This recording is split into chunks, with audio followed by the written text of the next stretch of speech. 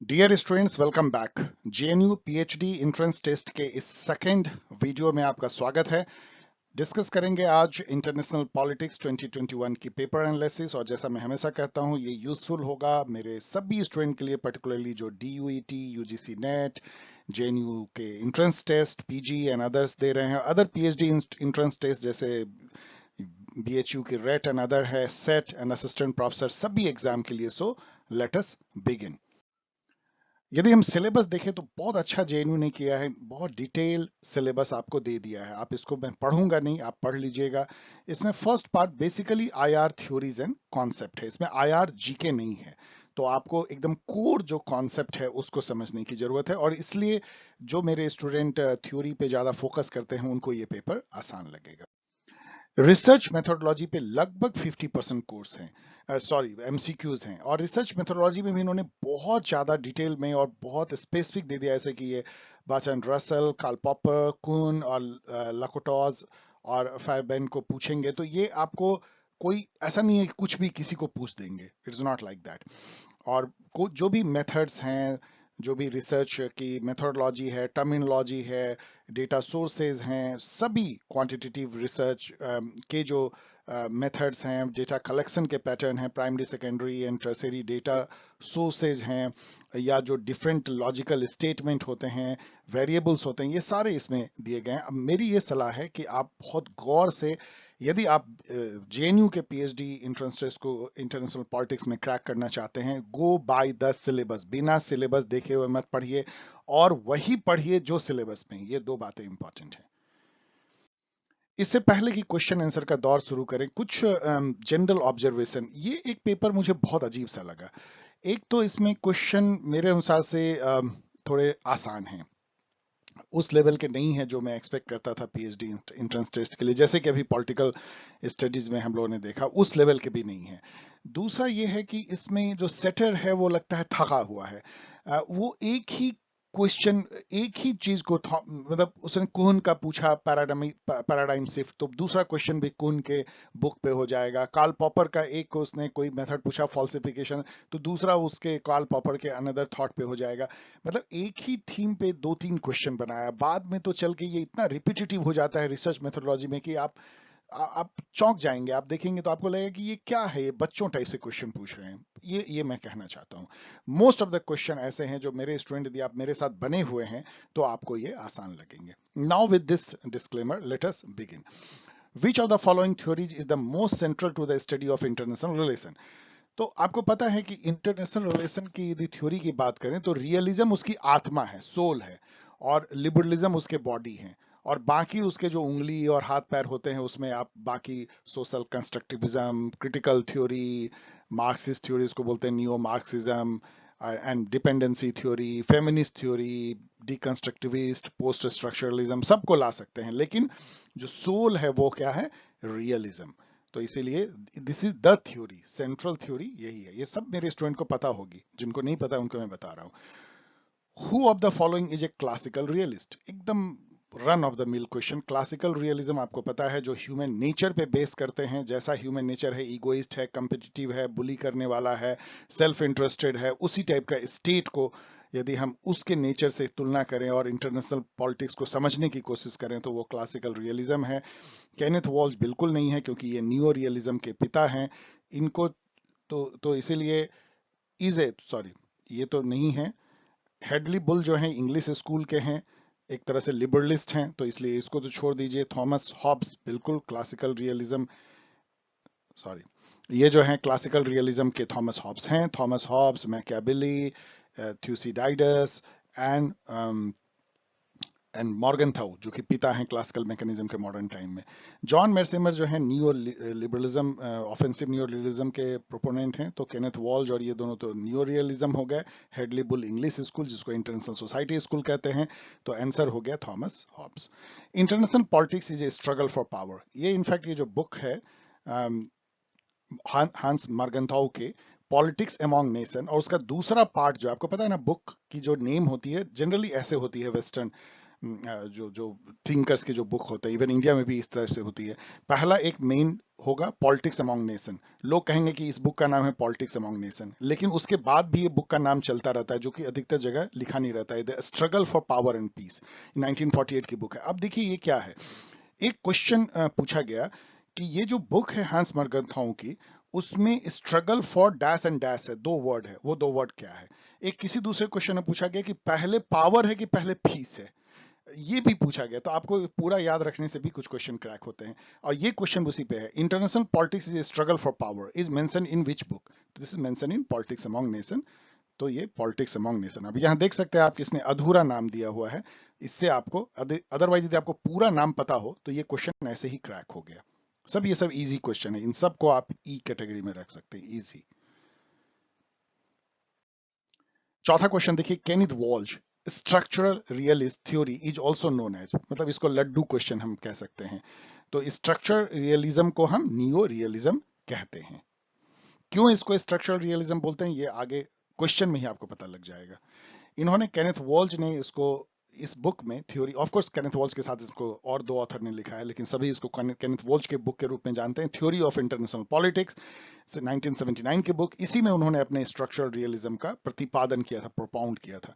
Offensive neo realism, कल ये realism लिखा है, offensive neo realism theory is developed by which of the following theorist. तो Kenneth Waltz नहीं, जॉन मैर्सियमर। तो जॉन मैर्सियमर जो हैं वो ऑफेंसिव नियो रियलिज्म के प्रोपोनेंट हैं। इन्होंने एक बुक लिखा था, इन सब बुक को आप भूलिएगा मत, the tragedy of great power politics 2001 में। इसके अलावा E.H. कार जो हैं एक क्लासिकल रियलिज्म के प्रोपोनेंट हैं, इन्होंने बुक लिखा था द 20 ईयर क्राइसिस, ये बहुत फेमस बुक है। इसके भी कोलन के बाद देखिए पूरा है, an introduction to the study of the international relation, ये पूरा नाम इसका ये है। एंड हेडली बुल जो दूसरी बार अभी आ रहे हैं, ये इंग्लिश, जो इंग्लिश स्कूल जिसको बोलते हैं, इंग्लिश स्कूल ऑफ आयर, जिसको इंटरनेशनल सोसाइटी स्कूल भी बोलते हैं, एक तरह की लिबरलिज्म की एक धारा है। तो उन्होंने एक बुक लिखा है, वेरी फेमस बुक ये सब है, the anarchical society, study of the world, study of the order in world politics, Hedley Bull. तो ये सबको याद रखिएगा। आंसर है John Mearsheimer. Offensive neo realism, offensive neo realism क्या है, जो ये कहता है कि स्टेट जो है कंपीट करते हैं पावर मैक्सिमाइज करने के लिए, मतलब हर जो नेशन स्टेट है वो एक हेजमन बनना चाहता है, मतलब वो इतना पावर इकट्ठा करना चाहता है कि कोई उससे टकराने की जरूरत ना करे। तो power more security, more national interest served, इसीलिए power maximising tendency of the state offensive neorealism मानता है। जो डिफेंसिव नियोरियलिज्म है, जैसे कि रॉबर्ट जर्विस उसके हैं, या इसको आप इवन केनेथ वॉल्श को भी कह सकते हैं, उन लोगों का मानना है कि नहीं, पावर मैक्सिमाइज करने की टेंडेंसी नहीं होती है स्टेट में, they want to maximise their security. और सिक्योरिटी मैक्सिमाइज करने के जो मींस हैं वो पावर है, और भी कुछ मींस हैं, निगोशिएशन से भी हो सकता है, बार्गेनिंग से भी हो सकता है, बैलेंस ऑफ पावर से हो सकता है, इकोनॉमिक स्ट्रेंथ से हो सकता है। तो वो सिक्योरिटी को मैक्सिमाइज करना चाहते हैं, ना पावर, तो वो डिफेंसिव नियो रियलिज्म है। The state is considered to be the main unit of analysis since the Peace of Westphalia, since the First World War, since the Second World War, शुरू से, जब से वेस्टफेलियन स्टेट सिस्टम बना है 1648, ये date को आप भूल नहीं सकते हैं, वेस्टफेलिया ट्रीटी, तब से माना जाता है कि इंटरनेशनल स्टेट सिस्टम शुरू हुआ। वैसे तो उस समय वो वेस्टर्न यूरोप के कुछ कंट्री ही उसके मेंबर थे, सेकेंड वर्ल्ड वॉर के बाद, डीकोलोनाइजेशन के बाद थर्ड वर्ल्ड कंट्री भी उस इंटरनेशनल स्टेट सिस्टम में शामिल हुए, लेकिन ये कहना बहुत सही नहीं है कि पूरी तरह शामिल हुए, उनको एक द्वयम दर्जा दिया गया फिर भी। तो since the peace of Westphalia ही जो है, जो स्टेट है वो मेन यूनिट ऑफ एनालिसिस रहा है इंटरनेशनल पॉलिटिक्स में।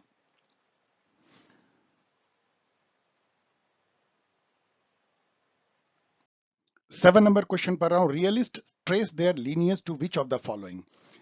तो यहाँ पे देखिए, लीनियज मतलब कि अपनी यदि ट्रेस करें कि हम कहाँ, हमारे वंशज, हम कहाँ, हमारा जो पूर्वज कौन थे, तो यहाँ पे पुराने पुराने जो थिंकर होंगे वो होंगे, तो मैकियावेली तो बहुत लेटेस्ट हैं, थॉमस हॉब्स हैं, ये सब तो लेटेस्ट हैं, रूसो तो हैं भी नहीं रियलिज्म के। तो थ्यूसिडाइडस जो हैं, थ्यूसिडाइडस, इससे वो अपनी जो है लीनियज ड्रॉ करते हैं, क्योंकि क्लासिकल एरा में आप देखिए क्या टाइम है इनका, 400 BC में इन्होंने एक बुक लिखा, मेलियन डायलॉग, जो कि पेलोपोनेसियन वॉर के बारे में थी, जो कि स्पार्टा और एथेंस के बीच में था एंशियंट ग्रीक में।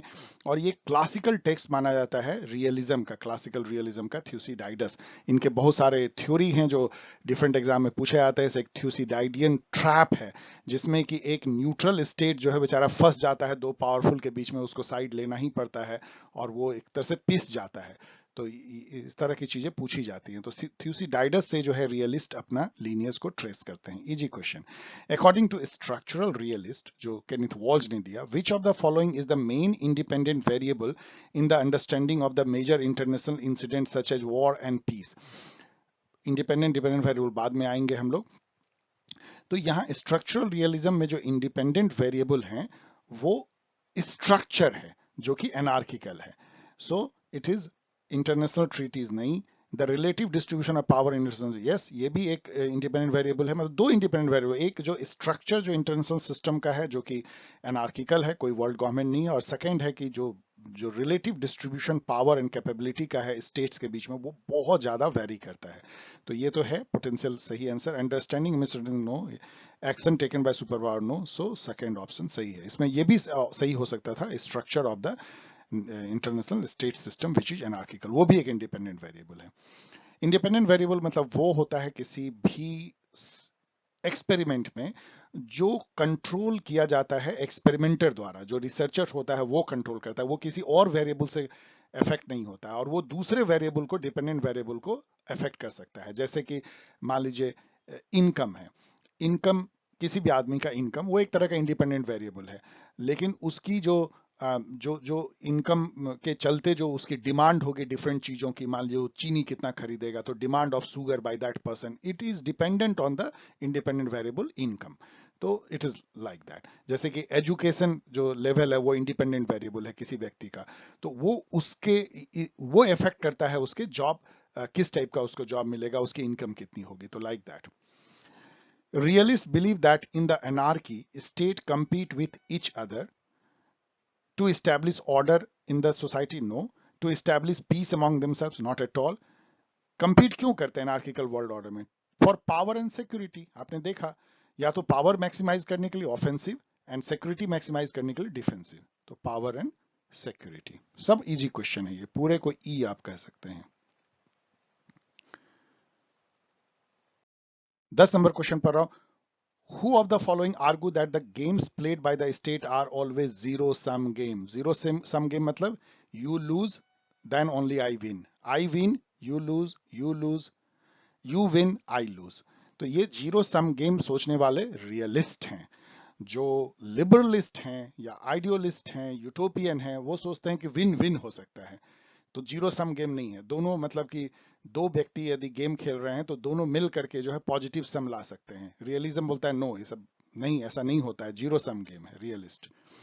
Which set of theorists argue that state level variable have to be integrated with systemic variable? अब यहां देखिए, सिस्टम मतलब होता है वर्ल्ड स्टेट सिस्टम या इंटरनेशनल स्टेट सिस्टम, जिसके मेंबर जो है नेशन स्टेट हैं, और जो यूनिट लेवल जो होता है वो स्टेट लेवल होता है, नेशन लेवल। तो जो नियो क्लासिकल रियलिज्म है वो करता क्या है, वो बेसिकली जो डोमेस्टिक फॉरेन पॉलिसी है, जैसे यूएस का, इंडिया का फॉरेन पॉलिसी, वो कैसे अफेक्टेड होता है इंटरनेशनल स्टेट सिस्टम से, और इन टर्न वो कैसे अफेक्ट करता है इंटरनेशनल स्टेट सिस्टम को, दो लेवल पे एनालिसिस करते हैं, नेशनल लेवल पे और सिस्टमिक लेवल पे। तो नियो क्लासिकल रियलिज्म मतलब क्लासिकल का नया वर्जन, नियो क्लासिकल। अब यहाँ पे आप एडिशनल इंफॉर्मेशन इसको रट जाइए कि नियो क्लासिकल में ये सारे हैं, इसमें खास फरीद जकरिया काफी बार पूछा जाता है, ये सारे कहीं आ जाएगा कि इसमें से कौन नियो रियलिस्ट है, नियो क्लासिकल रियलिस्ट है। तो देख लीजिए, इनकी कुछ कुछ बुक भी देख लीजिए। 12 number question. Which scholar argues that bipolar systems are more stable than multipolar system? Bipolar system जो वर्ल्ड में थी कोल्ड वॉर के टाइम में, जो अब टूट गई है, अब लगभग मल्टीपोलर जैसे होने लगी है, या यूनिपोलर भी कुछ लोग कहते हैं, कुछ लोग मल्टीपोलर कहते हैं। तो ये मानना है इस थिंकर का कि बाइपोलर बहुत स्टेबल होता है। ये दो थिंकर को याद रखिए, एक तो केनेथ वॉल्ज कहते हैं कि बहुत स्टेबल होता है, जो यहाँ पे है सही है, और दूसरे जो हैं जॉन मेर्सियमर भी इसको कहते हैं, जो ऑफेंसिव न्यू रियलिस्ट हैं, कि बाइपोलर सिस्टम जो है ज्यादा स्ट्रांग होता है। इवन मॉर्टन कापलान भी, जो सिस्टम अप्रोच के एक तरह के मेन थिंकर हैं आईआर में, वो भी मानते हैं कि बाइपोलर सिस्टम। कई लोग मानते हैं कि ये यूएसए है, ये यूएसएसआर था, तो ये जब इस टाइप की वर्ल्ड थी तो सबसे अधिक ये जो है स्टेबल था। क्यों था, एक क्वेश्चन आगे पूछा गया है, तो आगे डिस्कस करेंगे। 13 नंबर क्वेश्चन, थॉमस सिलिंग। अब इस पे थॉमस सिलिंग पे 2-3 क्वेश्चन है। सेटर ने, जैसा मैंने आपको बताया कि एक ही थिंकर पे काफी क्वेश्चन पूछते हैं। थॉमस सिलिंग, या इसके स्पेलिंग प्रोनाउंसिएशन जैसा भी हो, Thomas skilling is mainly identified with which of the following theories. तो ये इसमें से यदि देखेंगे तो ना तो ये रियलिस्ट का, आइडियलिस्ट का, कंस्ट्रक्टिविस्ट तो बिल्कुल नहीं है, डिटरेंस थ्योरी के लिए जाने जाते हैं। थॉमस सिलिंग को नोबेल प्राइज भी मिला है इकोनॉमिक्स में। उसका जो कारण था कि having enhanced our understanding of conflict and cooperation, इन्होंने कन्फ्लिक्ट पे काफी काम किया है, strategy of conflict and all, cooperation through game theory analysis. तो आप ये सब जानना अच्छा आपके लिए, game theory analysis and conflict and cooperation पे थॉमस सिलिंग ने लिखा है। इनको जो है नोबेल प्राइज भी मिला हुआ है। अब देखिए थॉमस सिलिंग के बारे में आगे भी आप देखेंगे, आपको मिलेगा। विच of the following Which of the following Greek philosopher spoke about the noble lie that was later noted by Hans Morgenthau? Noble lie मैंने आपको पढ़ाया भी है, ये प्लेटो ने अपने रिपब्लिक में कहा था। नोबल लाई बेसिकली उन्होंने ये कहा था कि जो फिलोसफर किंग, जो रूलर हैं, उनकी जो आत्मा है वो गोल्ड से बनी है, जो ऑक्सिलरी या सोल्जर क्लास है उनकी सिल्वर से, और जो प्रोड्यूसर क्लास है ब्रॉन्ज से। ये एक तरह का नोबल लाई है। ये उसी तरह की नोबल लाई है जैसे कि इंडियन कास्ट सिस्टम में कहा जाता है कि जो ब्रह्मा है उसके मुख से जो है ब्राह्मण निकला है, उसके भुजाओं से क्षत्रिय निकला है, ब्ला ब्ला। वो भी एक नोबल लाई है। नोबल लाई मतलब वो जो कि समाज में एक व्यवस्था पैदा करे। ठीक है, झूठ है, लेकिन वो एक नोबल कॉज के लिए है। कोई सच तो ऐसा होता नहीं कि मुंह से निकलती, सच तो होता नहीं कि गोल्ड से मेड होता है, लाइक दैट। तो ये प्लेटो ने कहा था। What is the central focus of neo classical realism? अब फिर से वही फरीद जकरिया एंड अदर का जो नियो क्लासिकल रियलिज्म है, जो कि नेशनल और सिस्टमिक लेवल दोनों पे देखते हैं, वो फिर से पूछा गया है। तो ये जो है ना, नेशनल लेवल पे ऑलवेज ये फॉरेन पॉलिसी जो में कैसे फॉरेन पॉलिसी बनती है, फॉरेन पॉलिसी कंपोनेंट क्या होता है, फॉरेन पॉलिसी के डिसीजन कैसे लिए जाते हैं, इस पर फोकस होता है नियो क्लासिकल रियलिज्म का। उसको वो इंटीग्रेट करते हैं वर्ल्ड सिस्टम लेवल एनालिसिस से। तो इसलिए फॉरेन पॉलिसी डिसीजन, आप कहीं भी नियो क्लासिकल रियलिज्म को पढ़ेंगे तो आपको ये मिलेगा कि फॉरेन पॉलिसी पे इन्होंने काम किया हुआ है। अब थॉमस सिलिंग का यहाँ पे मैं एडिशनल इन्फॉर्मेशन दे रहा हूँ क्योंकि ये काफी फेवरेट है, तो आपको जानना चाहिए। इन्होंने स्ट्रेटजी ऑफ कन्फ्लिक्ट, जो कि एक बहुत ही सेमिनल बुक है, इसके बारे में आप भूलना नहीं चाहिए आपको। Strategy of conflict, arms and influence, strategy and arms control, bargaining, communication and limited war, ये सब भी इन्होंने लिखा है। एक क्वेश्चन आगे आपको इस पे आएगी भी, बार्गेनिंग पे। 16 number question, who has written coercion is a method of bargaining? Again वही थॉमस सिलिंग। अभी आपने देखा कि बार्गेनिंग कैसे इंटरनेशनल रिलेशन में होती है, वो कैसे एक पार्ट है, मतलब कोएर्सन का, ये उन्होंने अपने उस बुक में कहा है। तो थॉमस सिलिंग फिर से आ गए। Strategic realism and neo realism are keenly connected with which of the following? ये कॉमन सेंस क्वेश्चन है, इसमें कई कॉमन सेंस क्वेश्चन है। मतलब कॉमन सेंस क्वेश्चन मैं उसको बोलता हूं कि आपने पढ़ा तो बहुत अच्छा है, लेकिन आपको एग्जैक्ट जानने की जरूरत नहीं है। यदि आप वाइडली रेड हैं तो आपको कॉमन सेंस से आप क्वेश्चन क्रैक कर सकते हैं। अभी देखिए इसमें क्या कहता है, strategic realism and neo realism दोनों कनेक्ट होते हैं किस पीरियड में? क्या फर्स्ट वर्ल्ड वॉर में? नहीं, क्योंकि वहां आइडियलिज्म भी था। आप याद कीजिए 14 पॉइंट प्रिंसिपल, वुडरो विल्सन का लीग ऑफ नेशन की कल्पना, डेमोक्रेटिक पीस, परपेचुअल पीस। तो ये नहीं है। Cold war, yes, cold war में ही नियो रियलिज्म, स्ट्रेटजिक रियलिज्म दोनों जो है कनेक्ट होते हैं। Propaganda war, ideology war, bargaining, conflict and all. Second world war तो अलग ही टाइप का है, वेस्टफेलिया, तो इसका कोई मतलब नहीं है, बहुत पुराना था। तो कोल्ड वॉर तो आप कॉमन सेंस से क्रैक कर सकते हैं। According to which theorist all states want to become regional hegemon? अभी मैंने आपको बताया कि जॉन मैर्सियमर, जो ऑफेंसिव नियो रियलिज्म है, वो यही कहते हैं कि हर स्टेट जो है पावर मैक्सिमाइज करके हेजमन बनना चाहता है, रीजनल हेजमन बनना चाहता है। जैसे अभी रसिया बन रहा है, बन गया है, बना तो है ही, शुरू से ओरिजिनल हेजमन है। तो वो ऑफेंसिव नियो रियलिज्म, ऑफेंसिव आप देख सकते हैं कैसे उसने यूक्रेन पे अटैक किया है। तो जॉन मैर्सियमर जो है वो ऑफेंसिव नियो रियलिज्म के प्रोपोनेंट है। केनेथ वॉल्ज डिफेंसिव कह सकते हैं। Hans Morgenthau classic realism. Hedley Bull English school या इंटरनेशनल सोसाइटी स्कूल जो है। 90 number question, who is the author of the book perception and misperception in international politics? अब यदि आप मेरी तरह आपने बहुत ज्यादा पढ़ लिया और बहुत ज्यादा क्वेश्चन देख लिया तो ये सब आपको बहुत आसान लगेगा, नहीं तो आपको टफ लगेगा। ऐसा नहीं है कि मैं कोई बहुत ज्ञानी हो गया हूं, मेरे ये कहने का मतलब नहीं है। जब आप बहुत सारे एमसीक्यूज देखते हैं, मैं यही अपने स्टूडेंट को बोलता हूं, ढेर सारा देखो, तो फिर इस तरह के क्वेश्चन आपको कुछ कुछ लगेंगे ही नहीं। आपको पता है कि ये रॉबर्ट जर्विस ने लिखा है, जो कि डिफेंसिव नियो रियलिज्म के प्रोपोनेंट हैं। Perception and misperception in international politics, very important book, Robert Jervis. इसको फिर से मैं बोल रहा हूँ, defensive neo realism. John Mearsheimer, offensive neo realism. Kenneth Walsh believed that bipolar system are more stable than that of multipolar system. दूसरी बार आ रहा है, मैं यही बात यहाँ इसमें मैंने नोट किया कि जो सेटर है ना, वो थका हुआ लगता है, उसको थकेला कह सकते हैं। अब वो मतलब एक ही को घुमा घुमा के पूछ रहा है। उसने अभी पूछा कि किस थिंकर ने ये कहा कि बाइपोलर सिस्टम ज्यादा स्टेबल है। अब दूसरा क्वेश्चन पूछ रहा है, खुद जवाब दे रहा है। यदि पता, सपोज कि हमने उस समय में हमें पता नहीं था, हमने वहां गलत मार दिया। अब आप यदि अपनी बुद्धि एंटीना खुली रखेंगे तो यहां देखेंगे ये आंसर दे रहा है आपको, Kenneth Waltz believe that bipolar system more stable. You go back to that question और वहां पे सही कर दीजिए उसको, यदि आपको उस समय पता नहीं था। अब ये पूछ रहा है कि ऐसा उन्होंने क्यों कहा, अब उसी बात को आगे बढ़ा रहा है। तो जब आप इसको पढ़ेंगे, अब मैं तेजी से बढ़ना चाहता हूं, तो ये है कि दोनों सुपर पावर अपने कन्फ्लिक्ट को सीधा बैठ के बायलैटरल निपटा सकते हैं। इसमें कोई और उंगली नहीं करेगा, मतलब उसके फटे में कोई और जो है अपनी नई उंगली डालेगा। मल्टीपोलर में क्या होता है, दो मिल के करना मुश्किल होता है। अभी आप देखिए कि यूक्रेन और रसिया को यदि छोड़ दिया जाए तो तुरंत सुलह हो जाएगा, लेकिन नाटो है बीच में, ईयू है, अमेरिका है, फिर वो मडल्ड हो जाता है। तो यही यहाँ पे कहा गया है कि two super power can manage their conflict better alone. ये इसलिए वो ज्यादा, लेकिन ये बहुत अच्छा नहीं है इसका आंसर। इसका आंसर ये होना चाहिए कि बैलेंस ऑफ पावर सबसे सही होता है जब बाइपोलर होता है, क्योंकि जो दुनिया भी जो है वो दो कैंप में बढ़ जाती है। वर्ल्ड बहुत ही नाइसली जो है वो बैलेंस्ड रहता है, इसके चलते शांति रहती है। कोई एक दूसरे पे अटैक नहीं कर सकता है, क्योंकि इसके कैंप में भी अटैक नहीं कर सकता, नहीं तो ये दोनों में वॉर होने का होगा, इसलिए जनरल शांति रहती है। The demise the demise of which international order was predicted to lead to anarchy and instability in Europe by John Mercier. John Mercier बार बार घूम के आ रहे हैं, ऑफेंसिव नियो रियलिज्म। इनका कहना है कि एनार्की और इंस्टेबिलिटी लाएगा कौन सा इंटरनेशनल ऑर्डर यदि खत्म हो जाए तो यही आप अभी तक आप समझ गए होंगे कि बाइपोलर कोल्ड वॉर ऑर्डर यदि खत्म हो जाए, मल्टीपोलर आए, तो वहां पे एनार्की इनस्टेबिलिटी आ जाएगी, क्योंकि ये लोग बाइपोलरिज्म के समर्थक रहे हैं कि वो स्टेबिलिटी लाती है। 22 number question. Which of the following thinker has developed a critique of realism that is considered an emancipatory critique? वैसे थोड़ा सा ये मीडियम टू टफ क्वेश्चन है, लेकिन जैसे इमेंसिपेटरी क्रिटिक आएगा रियलिज्म के, तो आप इसमें से और को देखेंगे तो ग्रेमस्की तो सवाल ही नहीं उठता, मार्क्सिस्ट हैं। सार्टोरी पॉलिटिकल पार्टी सब पे उन्होंने लिखा है। थॉमस सिलिंग आपने देखा कितनी बार पूछा गया, तो कॉमन सेंस से आप समझेंगे कि ऐसा तो नहीं होगा, अब ये पूछा जाएगा।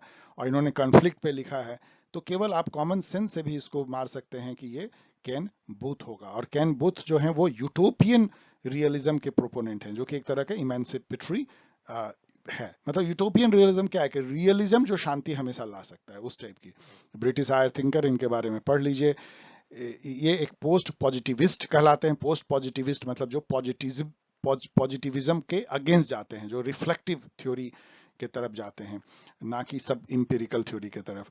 And he is a critic of Orthodox realism, और उसके जो फेमस वर्क है आप देख सकते हैं। इस पे सिक्योरिटी डिलेमा इन्होंने लिखा है, international relation, all that matters, theory of world security, इन्होंने केन बूथ ने लिखा है, रख लीजिए इन सबको।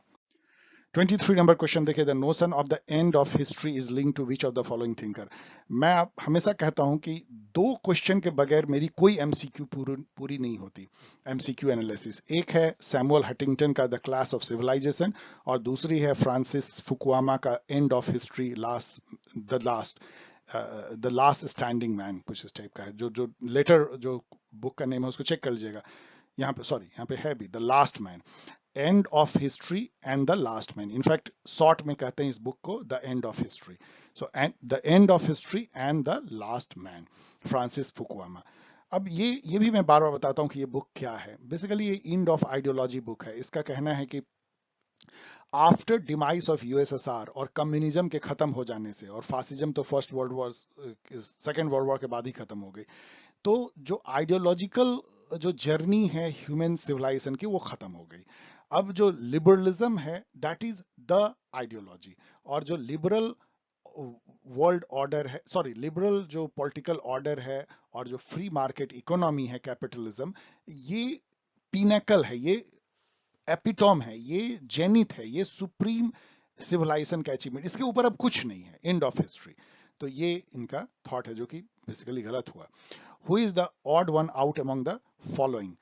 तो ऑड वन आउट कौन होगा? कोई एक तरह के थिंकर होंगे, दूसरा अलग होगा। थ्यूसिडाइडस को देखते ही आप classical realism, Niccolo Machiavelli classical realism, Thomas Hobbes classical, Kenneth Waltz structural neo realism या नियो रियलिज्म या स्ट्रक्चरल रियलिज्म, इसलिए केनिथ वॉल्ज जो है वो ऑड वन आउट है, बाकी तीन क्लासिकल रियलिज्म के थिंकर हैं। The idea that the commerce can reduce conflict is associated with commerce, economy, trade, ये सब जो हैं वो एक स्पिल ओवर इफेक्ट पैदा करते हैं। ये जो जो नेशन स्टेट ट्रेड से जुड़ जाते हैं, जिनका इकोनॉमी इंटीग्रेट हो जाता है, वो आपस में वॉर नहीं करते। ये एक तरह का डेमोक्रेटिक पीस थ्योरी है इस, या लिबरलिज्म का जो कॉन्सेप्ट है। लिबरलिज्म ये कहता है कि यदि इंटरडिपेंडेंस हो जाए कंट्री का इकोनॉमिक, ट्रेड, कॉमर्स में, तो वो पीस को लाता है। तो liberalism. Which philosopher has advocated global, not state, citizenship, free trade and a federation of democracies as a means to peace? तो आप देखिए ये मतलब क्या क्या है इसमें। Global citizenship, free trade and federation of democracy, in fact तीन और हैं। ये इमैनुअल कांत ने लिखा था 1795 में, परपेचुअल पीस ए फिलोसॉफिकल स्केच। उसमें उन्होंने ये कहा था कि यदि इस टाइप का जो रिपब्लिकन जो नेशन स्टेट होंगे, वो यदि ये सब अपनाएं तो हमेशा परपेचुअल पीस रहेगा, वॉर नहीं होगा। इनफैक्ट एक थ्योरी बहुत वेस्टर्न लिबरलिज्म में है कि क्या करने से वॉर नहीं होगा। वुड्रो विल्सन का 14 पॉइंट प्रिंसिपल है, फिर लीग ऑफ नेशन है, डेमोक्रेटिक पीस थ्योरी है, लेकिन सबके उसके जनक जो है इमैनुअल कांत का परपेचुअल पीस थ्योरी है। So Immanuel Kant. Perpetual peace is a phrase. अब देखिए क्वेश्चन सेटर का परपेचुअल पीस पूछा, फिर परपेचुअल पीस पूछ रहा है, वही मैं बोल रहा हूं। Perpetual peace is a phrase most closely associated with Immanuel Kant. अब आप देख सकते हैं कि कितना ज्यादा ये मिला मिला के पूछ रहा है, ये ठीक नहीं है, ये क्वेश्चन का लेवल को लो करता है। The intellectual foundation of league of nation is most closely associated with, ये भी परपेचुअल पीस के साथ ही है, और ये लिबरल थॉट के साथ में, आपको पता है, क्योंकि जो परपेचुअल पीस है वो लिबरलिज्म की थॉट है, उसी पे डेमोक्रेटिक पीस थ्योरी बनी है। वुड्रो विल्सन का जो 14 पॉइंट है वो भी परपेचुअल पीस पे आधारित है, और जो माइकल डॉयल ने जो डेमोक्रेटिक पीस थ्योरी दिया एंड अदर्स ने, वो भी जो है कांत के परपेचुअल पीस थ्योरी पे बेस्ड है। 29 नंबर क्वेश्चन पूछ रहा हूं, example of A system of collective security, मतलब कि एक पे अटैक तो सभी पे attack, one for all for one. तो ये लीग ऑफ नेशन का भी यही था और यूनाइटेड नेशन का भी यही है। सो इसीलिए बोथ 1 and 2 होगा, लीग ऑफ नेशन भी, यूनाइटेड नेशन भी।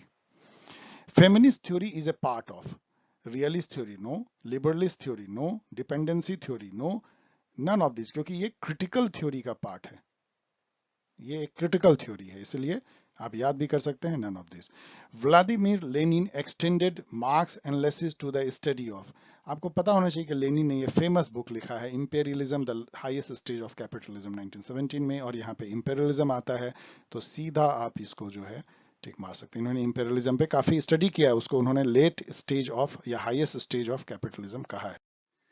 Who has argued, 32 number question पूछ रहे हैं, 32, who has argued that advanced capitalist state eventually face the twin problem of overproduction and under consumption? फिर वो लेनिन पे ही फंसा हुआ है सेटर जो है, वहां लेनिन पूछा, जब ये लेट कैपिटलिज्म को उन्होंने एनालाइज किया तो इन्होंने ये कहा, तो लेनिन।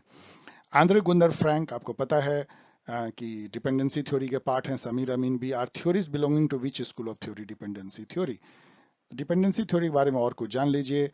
उसके जो जनक माने जाते हैं वो रॉल प्रेबिस माने जाते हैं, परहैप्स ये ब्राजील के थे, चेक कर लीजिएगा। फर्नांडो कार्डोसो जो ब्राजील के प्रेसिडेंट भी रहे थे। आंद्रे गुंडर फ्रैंक, इन्होंने भी लैटिन अमेरिका पे ही काम किया है। समीर अमीन और इमैनुअल वॉलस्टीन, जिन्होंने वर्ल्ड सिस्टम एनालिसिस नाम की बुक लिखी है, वर्ल्ड सिस्टम थ्योरी दिया। डिपेंडेंसी थ्योरी जो है वो मॉडर्नाइजेशन डेवलपमेंट थ्योरी जो यूएस की फॉरेन पॉलिसी के द्वारा लेड था, उसके अगेंस्ट में 70s में उठ खड़ी हुई थी। ये नियो मार्क्सिस्ट आइडियोलॉजी पे बेस्ड थी, जहां की वर्ल्ड सिस्टम को एक कैपिटलिस्ट एक सिस्टम के रूप में देखा गया, जिसके की कोर जो है वो डेवलप्ड वेस्टर्न नेशन है, अमेरिका और वेस्टर्न यूरोप और जिसकी पेरीफेरी या सैटेलाइट नेशन जो है थर्ड वर्ल्ड कंट्री हैं, जिसमें ये कहा गया कि जो वर्ल्ड में जो एक्सचेंज है between this core and periphery वो अनइक्वल है, एक्सप्लॉयटेटिव है टू थर्ड वर्ल्ड कंट्री, और थर्ड वर्ल्ड कंट्री का जो डेवलपमेंट है वो स्यूडो है, वो डेवलपमेंट नहीं है जो अंडर गुंडर फ्रैंक ने कहा, वो डेवलपमेंट ऑफ अंडर डेवलपमेंट है। ये सारी चीजें आपको जाननी चाहिए। अब सेटर अभी भी फंसा हुआ है डिपेंडेंसी थ्योरी पे। World system theory was influenced by Marxist and which of the following theories. 34 number question. Liberal theories no, dependency theory yes. तो neo Marxism and dependency theory का मिला हुआ जो था वॉलस्टीन का वर्ल्ड सिस्टम थ्योरी था। 35 number question. Which prominent feminist theorist notes that there was an explicit masculine bias in the scientific revolution of the 17th century?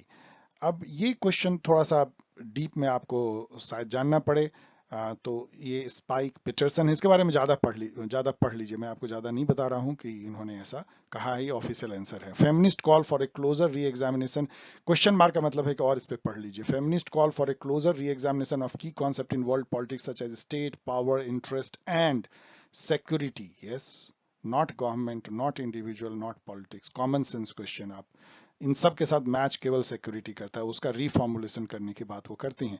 37 again difficult type की question होती कि किसने क्या कहा। Women have never been absent in world politics, however they have for the most part remained invisible within the discourse conducted by them. ये तो बहुत लोगों ने कहा है। सिंथिया इनलोए ने भी कहा है कि where are the women, जिन्होंने बनाना बीचेस और ये लिखा है जो बुक। तो वो अब ये जो यहाँ पे हैं, ये ऑफिशियल आंसर है, बस इस पे भी आप आगे पढ़ लीजिए, मैं इस पे ज्यादा आपको नहीं बता रहा हूं। 38 नंबर देखिए। When I was working in Washington and helping formulate American foreign policy, I found myself borrowing from all three type of thinking: realism, liberalism and constructivism. Who among the following said this? ये आप जानते हैं तो जानते हैं, वैसे आप common sense से थोड़ा गेस भी कर सकते हैं। हेनरी किसिंगर जो हैं वो थ्योरिस्ट नहीं थे, वो एक डिप्लोमैट थे, बेसिकली सेक्रेटरी ऑफ स्टेट जिसको बोलते हैं, फॉरेन मिनिस्टर। तो ये तो हो नहीं सकते हैं। अब इन दोनों में ये सब जो है सेक्रेटरी ऑफ स्टेट हैं, इसमें से एक ही थिंकर है। तो आपको चूंकि ये थिंकर की बात हो रही है, जो पैराडाइम की बात कर रहा है, रियलिज्म लिबरलिज्म, तो आप गेस कर सकते हैं कि जोसेफ नए होंगे। जोसेफ नए के बारे में जान लीजिए। ये नियो लिबरलिज्म के प्रोपोनेंट है, जिन्होंने रॉबर्ट कोहेन के साथ मिलकर कॉम्प्लेक्स इंटरडिपेंडेंस दिया है। जोसेफ नोए ने सॉफ्ट पावर की भी कॉन्सेप्ट दी है, इन्होंने बुक भी लिखा है सॉफ्ट पावर। इन्होंने स्मार्ट पावर भी कहा है। मतलब सॉफ्ट पावर इन्होंने इस तरह से डिफाइन किया कि पावर क्या है, दूसरे को यदि आप वो काम करने पे इन्फ्लुएंस कर देते हो या मना लेते हो जो कि अदरवाइज वो नहीं करता, जो रॉबर्ट डेल का है, तो वो आप बिना कोएर्सन के भी कर सकते हो, अपने सॉफ्ट पावर से भी कर सकते हो, अपने कल्चरल, अपने वैल्यू सिस्टम, आपका फॉरेन पॉलिसी का जो इथिक्स है, उस टाइप के जो रेपुटेशन होता है, उससे भी आप कोऑप्ट करके जो है अपने साथी नेशन स्टेट को या दूसरे नेशन स्टेट को वो काम करवाना पर आप इन्फ्लुएंस कर सकते हो जो आप चाहते हो। ये सॉफ्ट पावर का उनका कॉन्सेप्ट है। Who set forth the functionalist theory of integration? ये मैंने आपको पढ़ाया भी है, ये डेविड मेटेडी ने दिया है। फंक्शनल थ्योरी ऑफ इंटीग्रेशन क्या है? वही कि यदि मतलब जैसे इकोनॉमी में कोई प्रोडक्शन एक कंट्री में हो रहा है, डिस्ट्रीब्यूशन एक में हो रहा है, वो ग्लोबल सप्लाई चेन से जुड़ा हुआ है, तो वो कंट्री आपस में जो है पीस रहेगी। इस टाइप की जो फंक्शनलिस्ट इंटीग्रेशन थ्योरी, मतलब फंक्शनलिज्म क्या है? इकोनॉमी के फंक्शंस या सोशियो इकोनॉमिक फंक्शन, यदि इस पे इंटीग्रेशन हो जाए तो आपस में पीस रहेगी। डेविड मेटरनी। अब यहां पे ये पूछ रहे हैं कि neo functionalist theory of international integration किसने दिया? इन्होंने दिया, मेटरनी ने, तो उसका नियो वर्जन किसने दिया? अब इसको देखिए कॉमन सेंस से आप कैसे क्रैक कर सकते हैं। जोसेफ ने होंगे नहीं ये, क्योंकि इन्होंने दूसरी सॉफ्ट पावर दी है। डेविड मेटरनी अब होंगे नहीं, क्योंकि इन्होंने तो फंक्शनलिस्ट थ्योरी दिया, नियो फंक्शनलिस्ट तो अलग होंगे। रॉबर्ट कोहेन जो है वो भी नहीं होंगे, क्योंकि वो सब नियो रियलिज्म। एक ही बचता है, अर्नेस्ट हास, और वही सही आंसर है। इस तरह से आप कॉमन सेंस से आप एलिमिनेट कर सकते हैं। Whose vision was it to transform international relation from a jungle of chaotic power politics to a zoo of regulated and peaceful intercourse? इसको भी आप कॉमन सेंस से क्रैक कर सकते हैं। अभी कितनी बार मैंने आपको बताया कि वुड्रो विल्सन ने जो है 14 पॉइंट प्रिंसिपल दिया था पीस का, वर्ल्ड पीस का, जिसके बेसिस पे लीग ऑफ नेशन बना हुआ था। वही ये बात कहना चाहते थे। एनार्की जो है इंटरनेशनल पॉलिटिक्स में या ग्लोबल ऑर्डर में या इंटरनेशनल स्टेट सिस्टम में, उसको हम एक रेगुलेट कर सकते हैं बाय सम प्रिंसिपल्स। तो वुड्रो विल्सन, शांति के दूत। Dash was the world view of most European political elites to international politics during the 16th and 17th century. अब 16th 17th century में जाएगा तो आप east India company, French east India company यानी सबको याद कीजिए। उस समय मर्केंटलिज्म का था। मर्केंटलिज्म क्या था? Is an economic practice by which governments use their economies to augment state power. Economy से अपने स्टेट पावर को बढ़ाना at the expense of other country, zero sum game. Government sought to ensure that export exceeded import, जिससे कि वो अधिक से अधिक जो है रुपया या पैसा या बुलियन कमा सके, वेल्थ एक्युमुलेट कर सके। ये सभी एक दौड़ चली थी उसमें। उसी में सब चार्टर्ड जो कंपनी खुली, ईस्ट इंडिया जिसको बोलते हैं, French east India, British east India, Dutch east India, और सब जो है लड़ाई आपस में करते थे ट्रेड के लिए। तो वो मर्केंटलिज्म थी। अकॉर्डिंग टू मर्केंटलिस्ट, आप देख रहे हैं सेटर जो है उसी टोन में बहा जा रहा है, मर्केंटलिज्म।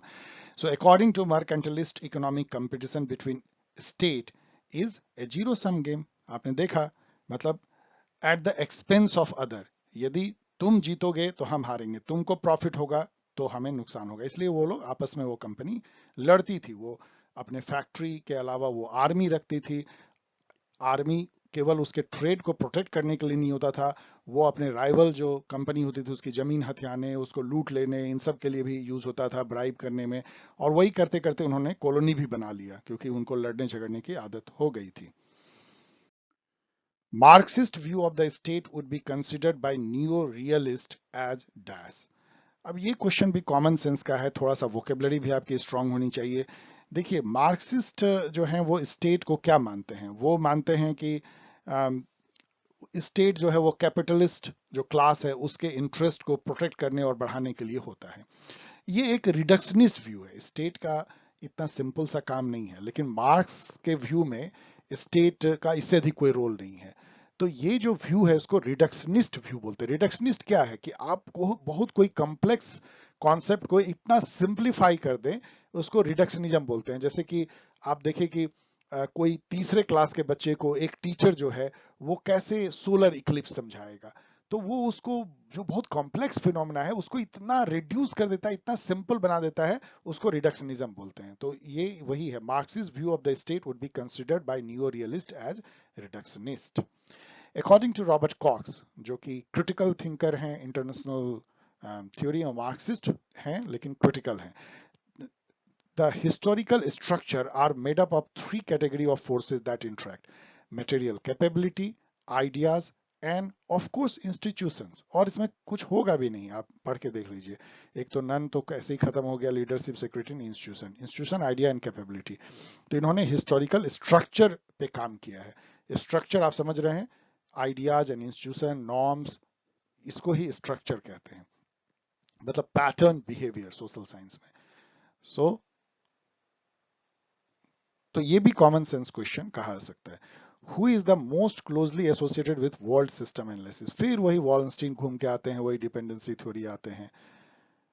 इन्होंने बुक लिखा था world system analysis and introduction, Immanuel Wallerstein. The book production power and the world order, social forces in the making of history. Again, जैसे मैंने इतने सारे क्वेश्चन देख लिए तो मुझे पता है ये जो है रॉबर्ट कॉक्स ने लिखा है, तो ठीक है, आप भी धीरे धीरे जान जाएंगे जब आप बहुत सारे देखेंगे। अभी रॉबर्ट कॉक्स पे इन्होंने पूछा, फिर से पूछ रहे हैं, चूंकि यहाँ गिल्पिन की है, गिल्पिन के बारे में आपको जानना चाहिए। ये एक तरह के सॉफ्ट रियलिस्ट हैं। सॉफ्ट रियलिस्ट आप कह सकते हैं, क्लासिकल वर्जन के हल्के soft realist, not offensive. So war and change in the world politics इन्होंने लिखा है गिल्पिन ने। इसके अलावा इन्होंने political economy of the international relation भी, पॉलिटिकल इकोनॉमी पे इन्होंने काफी लिखा है, इंटरनेशनल पॉलिटिकल इकोनॉमी पे। कार्ल पॉलियानी के बारे में भी जानिए। इन्होंने 1944 में बुक लिखा था जो कि बहुत फेमस हुई है, द ग्रेट ट्रांसफॉर्मेशन।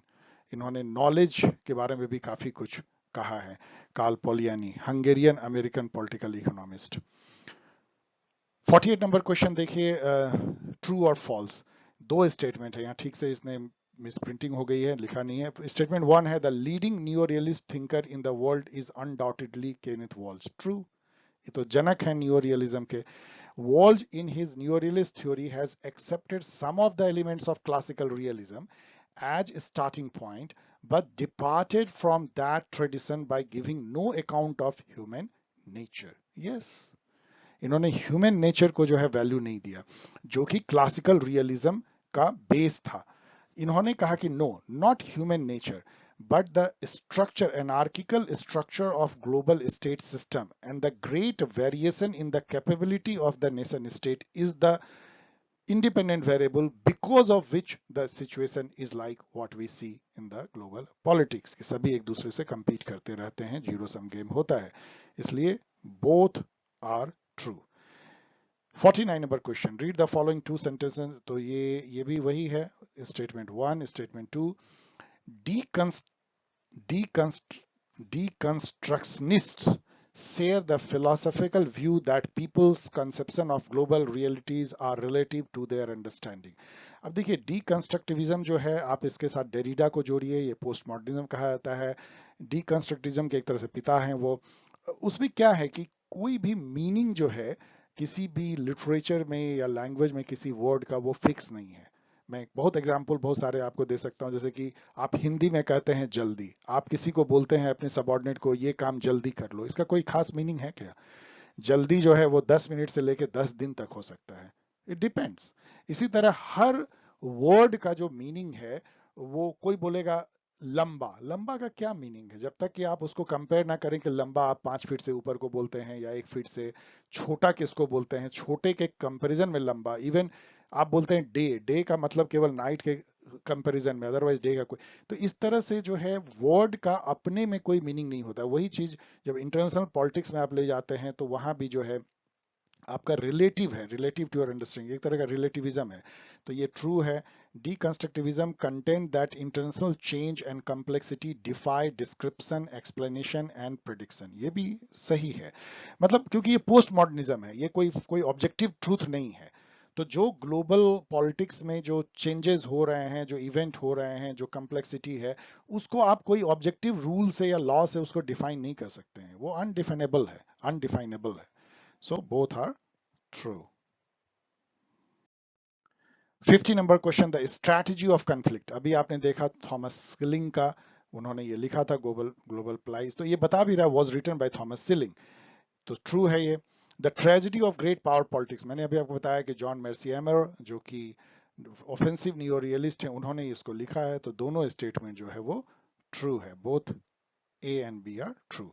51 नंबर देखिए, statement 1, Hans Morgenthau's approach was standard realist theory from 1950s till 1970. इस टाइप के जो स्पेसिफिक डेट्स होते हैं सब कभी गलत होते नहीं है इसमें, तो ट्रू है. In 1980s and 1990, neoliberalism challenged realism by arguing that interdependence, integration and democracy are changing international. Neoliberalism are changing international relation. ये आपको पता है, सही है. Complex interdependence, integration, David Mitrany का आपने भी देखा, डेमोक्रेटिक पीस थ्योरी, एंड इन सब ने इसको चैलेंज किया नियो रियलिज्म या रियलिज्म को. तो बोथ स्टेटमेंट आर करेक्ट.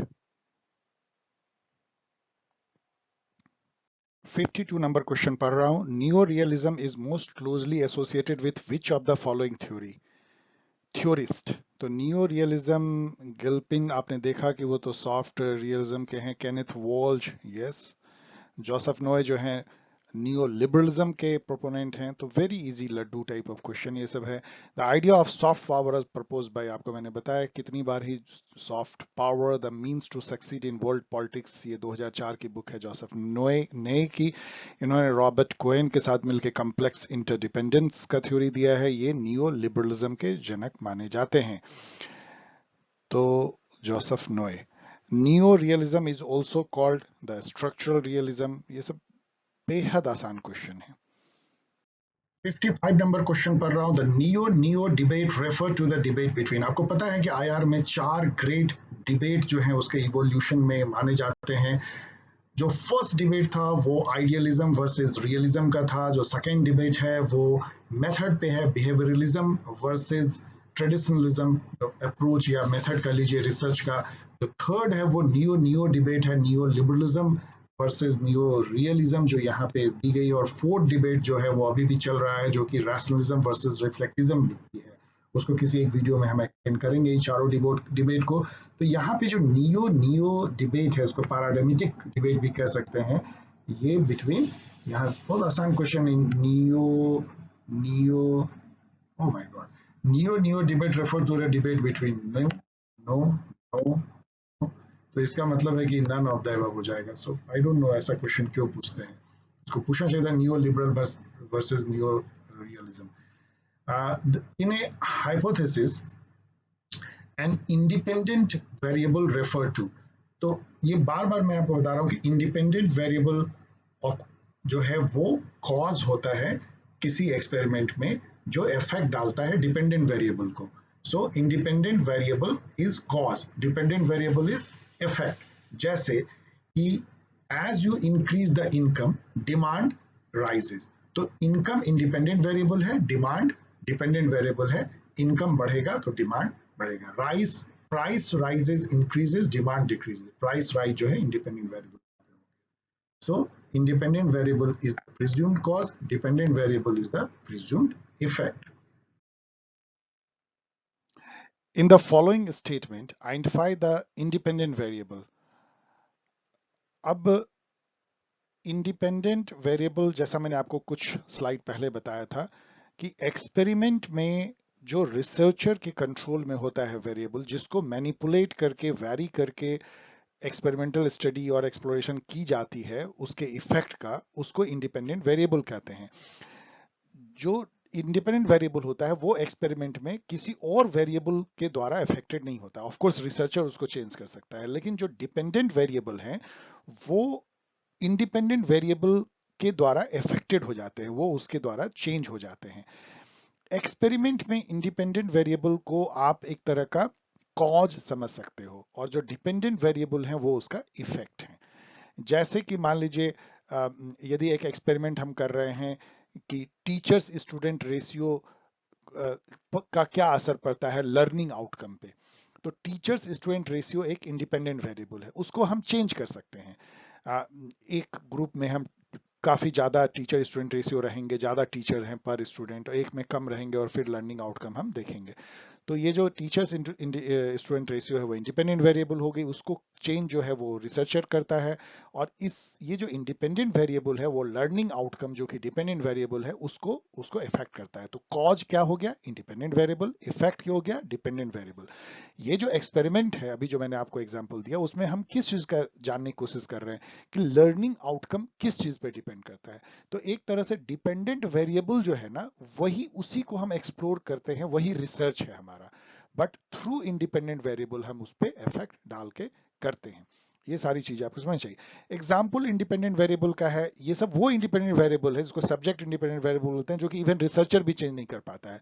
जैसे age, gender identity, different type of religious identity, ethnicity, race, income, education, ये सब जो है अनचेंजेबल इंडिपेंडेंट वेरिएबल है। एंड देयर आर, जैसे टीचर्स लर्निंग रेशियो आपने देखा, वो सब जो है चेंजेबल है but only by the researcher. तो डिपेंडेंट वेरिएबल आप समझ ही गए होंगे, यहाँ पे मैंने इसका डेफिनेशन दिया है। अब यहाँ पे देखिए, in the following statement identify the independent variable. The disparity of power between India and China is the reason why India join the Quad. अब इस सेंटेंस को आप देखेंगे तो एक कॉज है, एक इफेक्ट है। कॉज क्या है, the disparity of power between India and China is the cause, and effect is that India joined the Quad. तो disparity of power between India and China is a independent variable इस sentence में। तो disparity of power between India and China independent है, और जो dependent variable क्या है, India joining the Quad. सो यहाँ पे फिर वही पूछ रहा है इसमें डिपेंडेंट वेरिएबल क्या है। आप देख सकते हैं कैसे सेटर जो है एक ही चीज को, एक ही क्वेश्चन को घुमा घुमा के पूछता है। इस फिर सेम स्टेटमेंट, और इसमें पूछा जा रहा है डिपेंडेंट वेरिएबल कौन सा है, तो India joining the Quad. In the following statement फिर से वही, the disparity of power between India and China is the reason why India. इसमें इंटरवीनिंग वेरिएबल, इंटरवीनिंग वेरिएबल क्या होता है, कॉज, इफेक्ट, जो कि दूसरे के लिए फिर वो कॉज बन जाता है और फिर इफेक्ट। तो ऐसा जब ये चेन बनता है कॉज इफेक्ट का, तो उसमें जो बीच में जो वेरिएबल होता है वो इंटरवीनिंग है। इसमें कोई बीच में वेरिएबल नहीं है, यहाँ कॉज है, इफेक्ट है, इसीलिए इसमें नन ऑफ द एबव हो जाएगा। In the following statement identify the intervening variable. अब यहां देखते हैं इंटरवीनिंग वेरिएबल है कि नहीं। The cold war competition led the US, तो पहले तो है independent variable cold war competition that resulted into or affected the US to develop a powerful intelligence community, ये हो गया intervening variable, and which in turn altered American policy on China, ये हो गया effect। तो ये हो गया dependent, ये हो गया intervening variable और ये हो गया independent। तो ये तीनों को, अब तीन क्वेश्चन है इसमें, है इंटरवीनिंग वेरिएबल, तो ये है US developing a powerful intelligence community, तो ये हो गया।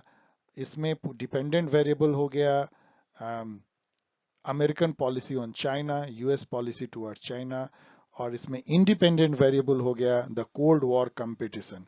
सो कोल्ड वॉर कंपटीशन, तो वेरी इजी। आप एक बार आप समझ गए कि इंडिपेंडेंट डिपेंडेंट वेरिएबल क्या है। फिर से मैं बता रहा हूं, independent variable cause, dependent variable उसका इफेक्ट, और बीच में जो वेरिएबल होते हैं जो कि एक तरह का कॉज इफेक्ट, कॉज इफेक्ट, और फिर वो इफेक्ट दूसरे के लिए कॉज बन जाता है, तो वो इंटरवीनिंग वेरिएबल हो जाती है। Many American presidents have tried unsuccessfully to reduce US dependence on Pakistan. अब इस टाइप का जो सेंटेंस है इसमें कोई इंडिपेंडेंट डिपेंडेंट वेरिएबल नहीं है, क्योंकि ये कॉज एंड इफेक्ट स्टेटमेंट नहीं है। देखिए, ये कॉजेटिव स्टेटमेंट नहीं है। जब तक कोई स्टेटमेंट कॉजेटिव नहीं हो, मतलब कि कॉज एंड इफेक्ट रिलेशनशिप नहीं हो दो स्टेटमेंट के बीच में, तब तक उसमें डिपेंडेंट इंडिपेंडेंट वेरिएबल आप नहीं खोज सकते हैं। तो many American president have tried unsuccessfully to reduce US dependence on Pakistan. इसमें कोई इंडिपेंडेंट डिपेंडेंट वेरिएबल नहीं है, इसीलिए इसमें नन ऑफ द अबव होगा। इसमें भी जो है, इसमें कुछ भी नहीं है, इसमें ना तो कोई इंडिपेंडेंट वेरिएबल है ना इंटरवीनिंग है, सब में नन ऑफ दीज होगा। वेरी इजी, ये पॉजिटिव स्टेटमेंट नहीं है।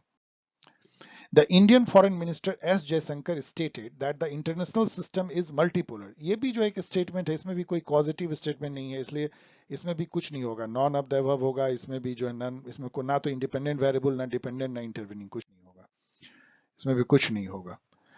ए हाइपोथेसिस रेफर टू, हाइपोथेसिस जो है क्या है, एक तरह का एक एजम्पशन है, एक आपका अनुमान है कि ऐसा है, मतलब आपका थ्योरी से, चाहे इंडक्टिव या डिडक्टिव, और उसी को आप टेस्ट करके ये प्रूफ कर देते हैं, तो वो प्रोपोजिशन में बदल जाता है, थ्योरी में बदल जाता है। So it is not result of experiment, it result of large and scale, it is a presumed answer. सबसे अच्छा जो इसमें ऑप्शन है वो है कि आपका माना हुआ एक तरह का आंसर है, इसको हाइपोथेसिस कहते हैं। बाद में वो थीसिस में बदल जाता है जब वो टेस्ट हो जाता है। तो डिसअप्रूव हो गया तो खत्म हो गया। Which of the following method is applicable to a study of the India Pakistan operation Parakram. तो ऑपरेशन पराक्रम जो एक मिलिट्री एक्सरसाइज थी, परहैप्स 2001 में जो पार्लियामेंट पे अटैक हुआ था उसके बाद ये किया था, एक तरह का मिलिट्री शो ऑफ स्ट्रेंथ, मतलब ऑफेंसिव काइंड ऑफ। तो वो उसको यदि आप स्टडी करना चाहते हो, केस स्टडी होगा। यहाँ पे ये आपको ये जानने की कोशिश करेगा आपको केस स्टडी मेथड पता है कि नहीं। तो ये case study method, case study में क्या करता है, हम एक पर्टिकुलर इंसिडेंट या इवेंट जो होती है उसको डिटेल में एनालिसिस करके कुछ हाइपोथेसिस या थेसिस जनरेट करते हैं। Which of the following are components of a research synopsis? हम रिसर्च सिनॉप्सिस लिखते हैं जिसमें कि रिसर्च अप्रूवल होती है, उसका फिर रिसर्च करते हैं, उसमें डिटेल केस स्टडी हम नहीं लिखते हैं। लिटरेचर सर्वे कर सकते हैं, तो इसलिए यहां होगा 2 but not 1, केवल लिटरेचर सर्वे होती है। सिनॉप्सिस, उसमें डिटेल केस स्टडी थोड़ी होगी, कॉमन सेंस से भी आप उसको समझ सकते हैं।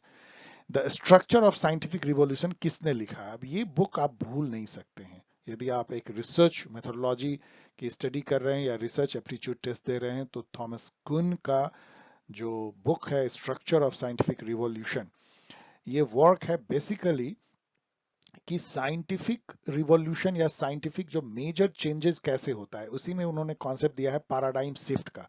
उनका ये कहना है कि जब पैराडाइम शिफ्ट होता है तब साइंटिफिक रिवॉल्यूशन आता है। जैसे कि न्यूटन का जो लॉ है, अपने आप में उसने एक न्यूटोनियन मैकेनिक्स का एक पैराडाइम सेट किया, मतलब एक general boundary of rule, norm, practices जो कॉमनली सारे उस कम्युनिटी के लोग उसको एक्सेप्ट करते हैं, उसी के दायरे में जो है जब साइंटिफिक काम होता है, कुछ उसमें बातों को सैक्रोसैंक्ट माना जाता है, गिवन माना जाता है कुछ रूल को, जैसे कि न्यूटन का लॉ को, उसमें जो कि जो क्लासिकल मैकेनिक्स के जो लॉ हैं उसको उसमें सैक्रोसैंक्ट माना जाता है। लेकिन जब पैराडाइम शिफ्ट होता है, जब रिलेटिविटी की थ्योरी आया आइंस्टीन की, जब क्वांटम मैकेनिक्स आया, तो इसके पैराडाइम ही ध्वस्त हो जाते हैं, तब एक नया पैराडाइम बनता है। और जब न्यू पैराडाइम बनता है तो साइंटिफिक रिवॉल्यूशन होता है, थॉमस कुन का ये कहना है। So it was a scientific method. बहुत अच्छा नहीं है ऑप्शन, लेकिन और सब कुछ तो कुछ है नहीं, सब बकवास है। तो साइंटिफिक मेथड मतलब scientific method of revolution. Who of the following wrote important works on scientific method, फिर उसी पे अटका हुआ है जैसे यहाँ पे हो रहा है लगातार, मतलब एक थका हुआ सेटर का ये पेपर है। सो साइंटिफिक मेथड पे किसने लिखा है? थॉमस कुन ने लिखा है। थॉमस कुन ने भी ये बुक ही लिखा है, structure of scientific revolution. Okay, 74 number question देख रहा हूं। अकॉर्डिंग टू थॉमस कुन, which kind of science is represented by the social science? देखिए, थॉमस कुन का ये कहना था कि जो नेचुरल साइंस है वो पैराडाइम सेट करता है। पैराडाइम मतलब, जो फिर से मैं बोल रहा हूं, जहां पे कि एक जनरल एका है, कंसेंसस है सारे कम्युनिटी ऑफ रिसर्चर के बीच में, बेसिक रूल, रिसर्च के मेथोडोलॉजी, अप्रोचेस, जो यूनिवर्सल लॉ है जिसके अंदर उसको ट्रूथ मान के करना, जैसे कि क्लासिकल मैकेनिक्स का वो एक पैराडाइम था। जब वो चेंज होता है, शिफ्ट होता है, रिलेटिविज्म और क्वांटम मैकेनिक्स बात, तो एक पैराडाइम शिफ्ट होता है और साइंटिफिक रिवॉल्यूशन होती है।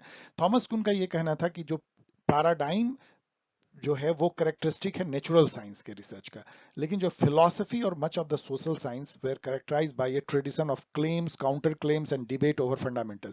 यहाँ पे तो यही एका नहीं है कि डेफिनेशंस जो हैं वो पावर के क्या हैं, जस्टिस का क्या मायने है, इक्वलिटी, लिबर्टी, किसी चीज का सोशल साइंस में, आप पॉलिटिकल साइंस में भी देखेंगे कि वो एक कंसेंसस नहीं है, इसलिए प्री पैराडिमिटिक है। इसके अलावा कुन ने जो कॉन्सेप्ट दिया है पैराडाइम शिफ्ट का, इसको कभी भूलिएगा मत। कार्ल पॉपर ने दिया है फॉल्सिफिकेशन का, उसको भी मत भूलिएगा। सो ये प्री पैराडिमिटिक है। Against method was written by. अब यहाँ पे यदि आपने सिलेबस को गौर से देखा है तो आप कॉमन सेंस से इसको हल कर सकते हैं। वहां पे आपने देखा है कि कार्ल पॉपर और थॉमस कुन के साथ में जो है पॉल फेरेबेन और एमरे लाकोतोस का जो है वो नेम दिया गया। यहाँ पे वही केवल उन चार थिंकर में से एक यहाँ पे केवल यही है, इसलिए यही सही है और इन्होंने यही बुक लिखा है। तो चौथे जो थिंकर है वो यहाँ पे आएंगे। तो a method of dealing with anomalous result in theory testing was proposed by Imre Lakatos. तो प्रोनाउंसिएशन मत जाइए, आप अच्छा प्रोनाउंस कीजिए। तो आप इस तरह कॉमन सेंस से इन सब क्वेश्चन को हल कर सकते हैं यदि आपने ठीक से सिलेबस को देखा है और अच्छे से एक्सटेंसिव स्टडी की है। The idea of research program was proposed by. अब ये जो है आप और इस पे स्टडी कर लीजिएगा रिसर्च प्रोग्राम के बारे में। इसका ऑफिशियल आंसर जो है पॉल फेरेबेन है। फॉल्सिफिकेशन, जैसा मैंने आपको बोला, ये कार्ल पॉपर ने दिया है। कार्ल पॉपर का ये थ्योरी क्या था? बेसिकली इनका कहना था कि साइंटिफिक थ्योरी वो है जिसको कि बाय एक्सपेरिमेंट फॉल्सिफाई किया जा सकता है, अदरवाइज वो प्रोवर्ब है, मिथ है, वो साइंस नहीं है, वो प्रोटो साइंस है। जैसे फॉर एग्जांपल, यदि मान लीजिए ये थ्योरी है कि सूरज पूरब में उगता है, यदि हम उसको एक्सपेरिमेंट से इस बात को हम डिसप्रूव कर सकें कि नहीं, पूरब में नहीं उगता है, पश्चिम में उगता है या उग सकता है, तो ये साइंटिफिक थ्योरी है। अदरवाइज ये जो है प्रोवर्ब है, मिथ है। ये उनका कहना था। मतलब कि रियल टेस्ट जो साइंटिफिक थ्योरी का ये है कि वो उसको रिफ्यूट किया जा सके। रिफ्यूटेशन जो है वो फॉल्सिफिएबिलिटी जो है वो किसी थ्योरी को साइंटिफिक रंग देती है। No democracy has gone to war with another since 1900। अब इस स्टेटमेंट को ठीक से देखिए। No democracy has gone to war with another since 1900। ये कहता है कि डेमोक्रेसी आपस में वॉर नहीं करते हैं। इसका मतलब क्या है कि डेमोक्रेसी और वॉर के बीच में, मतलब या पीस के बीच में एक कोरिलेशन है। कोरिलेशन तब होता है जब दो वेरिएबल जो होते हैं वो एक साथ चलते हैं या अगेंस्ट चलते हैं। मतलब यदि दोनों को, यदि आप एक डायग्राम पे खींचे एक्स और वाई कोऑर्डिनेट में, तो या तो इस टाइप से वो दोनों एक साथ बढ़ेंगे दोनों वेरिएबल, या वो उल्टे डायरेक्शन में भी बढ़ सकते हैं, एक नीचे जा रहा है तो दूसरा ऊपर जा रहा है। तो इस टाइप का, जैसे कि income, as the income grow demand grows. तो ये जो डिमांड और इनकम जो है वो एक डायरेक्शन में चलते हैं, लेकिन as the prices rise demand decrease. तो डिमांड और प्राइस जो है वो रिवर्स डायरेक्शन में चलते हैं। ये सब कोरिलेशन है, इसको कोरिलेशन कोफिशिएंट से जाने जाते हैं, जो +1 से -1 हो सकता है। +1 मतलब एकदम दोनों वेरिएबल एक साथ चलते हैं, दोनों कोरिलेटेड है, एक होता है तो दूसरा होता है, एक तरह कॉज इफेक्ट हो जाता है। और -1 का मतलब एकदम इनवर्सली प्रोपोर्शनल, एक होता है तो दूसरा नहीं होगा। There is sunshine, there is no rain, तो सनशाइन और रेन जो है वो कोरिलेशन उल्टा है। No democracy has gone to war with another since 1900, तो ये इस तरह का स्टेटमेंट जो है वो कोरिलेटिव स्टेटमेंट है, मतलब जहां पे कि दो वेरिएबल के बीच में कोरिलेशन दिखाता है। जहां दो वेरिएबल के बीच में कॉज एंड इफेक्ट दिखाता है वो कॉजेटिव स्टेटमेंट होता है। दिस डिड दिस, आगे हम लोग देखेंगे। तो ये कोरिलेटिव स्टेटमेंट, बहुत सारे क्वेश्चन इसमें उन्होंने पूछ डाले हैं। Which of the correct method to investigate why India developed as democracy while Pakistan and China did not? तो इसमें कंपैरेटिव केस स्टडी कीजिए, पाकिस्तान, चाइना, इंडिया का, तो कंपैरेटिव केस स्टडी मेथड, बहुत आसान क्वेश्चन है सब। Organisational culture prevented military innovation in India, अभी देखिए ये पॉजिटिव स्टेटमेंट है। ऑर्गेनाइजेशनल कल्चर, द कॉज है ना, did the effect that it prevented military innovation in India, तो effect, cause and effect, तो ये ऑर्गेनाइजेशनल कल्चर जो है इंडिपेंडेंट वेरिएबल हो गया और military innovation in India dependent variable हो गया। ये कॉज है, ये इफेक्ट है। इस टाइप के स्टेटमेंट कॉजेटिव स्टेटमेंट होते हैं। Donald Trump won a larger proportion of minority vote in 2020 election then in the 2016 election. गौर से देखिए तो ये तो ना तो पॉजिटिव है ना कोरिलेटिव है, ये स्टेटमेंट में कुछ नहीं है, ना तो इसका कोई खास कोरिलेशन, कंपैरेटिव स्टेटमेंट है, इसलिए नाइदर नॉर टू है ये। The US has carried out freedom of navigation operation against many countries. Identify what type of statement? अब यहां भी ये कोई, इसमें कोई ना तो पॉजिटिव है ना कोरिलेटिव है, कुछ भी नहीं है, इसलिए नाइदर वन एंड टू है। The the imbalance of power between India and Pakistan is the primary source of India-Pakistan conflict. Imbalance of power ये हो गई independent variable India and Pakistan के बीच में, and India Pakistan conflict is the dependent variable और effect, ये cause है effect है, ये पॉजिटिव स्टेटमेंट है। इसको चेक कर लीजिएगा, इसका ऑफिशियल आंसर ये है। अब इस पे हम क्वेश्चन मार्क कर रहे हैं, मेरे अनुसार से तो ये नाइदर वन एंड टू है, लेकिन ये कहता है either one and two, check कर लीजिएगा, मुझे लग रहा है कुछ एरर है इसमें। If Iran builds nuclear weapon, Saudi Arabia could also build them. आपको देख के लगता होगा कोरिलेशन है, लेकिन ऐसा कोई कोरिलेशन है क्या? ये तो बस एक संयोग है। ईरान यदि बनाया तो क्या सऊदी अरेबिया भी बना लेगा? मतलब फार फेच्ड है। सो मेरे अनुसार से it is neither one nor two, मतलब ये स्टेटमेंट ना तो पॉजिटिव है ना कोरिलेटिव है, और यही ऑफिशियल आंसर भी है। थोड़ा कंफ्यूजिंग हो सकता है, आपको कोरिलेटिव लग सकता है। The purpose of a literary survey is to show that, literature survey क्या, sorry literature survey, literature review भी कहते हैं। लिटरेचर रिव्यू ये होता है कि आप उस टॉपिक या थीम जिस पे रिसर्च कर रहे हैं उस पे औरों ने क्या रिसर्च किया है उसका एक सर्वे करते हैं और एक जनरल लेखा जोखा पुटअप करते हैं। वो क्यों करते हैं? ये बताने के लिए कि have found a gap in the literature that needs to be filled, yes, have read all relevant literature, ये जानना चाहता है जो आपका गाइड होता है या जो आपको सर्टिफिकेट देता है कि आपने सारे लिटरेचर जाना, क्योंकि रिसर्च का मतलब होता है रिसर्च, कुछ सर्च किया जा चुका है, आप थोड़ा सा उसको और रिसर्च कर रहे हैं। Addressed how other scholars have dealt with the same similar research puzzle, तो ऑल ऑफ द अबव। यहाँ पे मैं आपको टिप्स बता रहा हूँ, ऑल ऑफ द अबव हो तो उसको बहुत गौर से देखिएगा, जनरली वो करेक्ट होता है option. Despite the Soviet invasion of Afghanistan, Indian relation with Soviet Union improved. Despite the Soviet invasion of Afghanistan, Indian relation with Soviet Union improved. अब ये causative तो है नहीं, क्योंकि इसमें कोई cause effect नहीं है। ये कोई correlative भी नहीं हो सकता है कि सोवियत इन्वेजन हुआ उसके चलते ही जो है उससे कोई कोरिलेशन है इंडिया का इंप्रूव होने का, इसलिए neither one not two. The inductivist method focuses on, आपको मैंने कई बार बताया है इंडक्टिव मेथड होता है कि बॉटम अप अप्रोच है। पहले आप डेटा कलेक्ट करते हैं ऑब्जर्वेशन से या सर्वे से, इंटरव्यू से, फिर उसमें पैटर्न ढूंढते हैं, उसके पहले उसको क्लासिफाई कैटेगराइज करते हैं, फिर पैटर्न ढूंढ करके आप हाइपोथेसिस बनाते हैं, फिर फर्दर उसको जो है टेस्ट करते हैं और अपनी प्रपोजिशन बनाते हैं। इसको इंडक्टिव मेथड करते हैं। इसका उल्टा जो है डिडक्टिव मेथड होता है, वो टॉप डाउन अप्रोच है। पहले ही आप अपने रिफ्लेक्टिव थॉट से, रैशनलिस्ट थॉट से, एब्स्ट्रैक्ट रीजनिंग से आपको ज्ञान जो आपको है नॉलेज, उससे आप हाइपोथेसिस बनाते हैं। उस हाइपोथेसिस को फिर आप ऑब्जर्वेशन से टेस्ट करते हैं और फिर उसको कई रिगरस लॉजिकल एनालिटिकल लॉजिक से उसको आप टेस्ट करके और प्रोपोजिशन बनाते हैं। top down. So inductivist method focus on collecting data, seeking correlation, developing theories based on correlation. Again all of the above है, तो गौर से देखिएगा, यही करेक्ट है और यही है. पार्लियामेंट्री डिबेट, अब यहाँ पे बहुत सारे क्वेश्चन आपको जो है प्राइमरी, सेकेंडरी और टर्शियरी डेटा पे, तो चलिए पहले हम लोग इसी को सीख लेते हैं. देखिए प्राइमरी डेटा वो है जो ओरिजिनल डेटा सोर्स है, मतलब उससे ओरिजिनल आपको नहीं मिलेगा, वो डेटा क्रिएट हो रही है वहीं पे, वो प्राइमरी सोर्स है.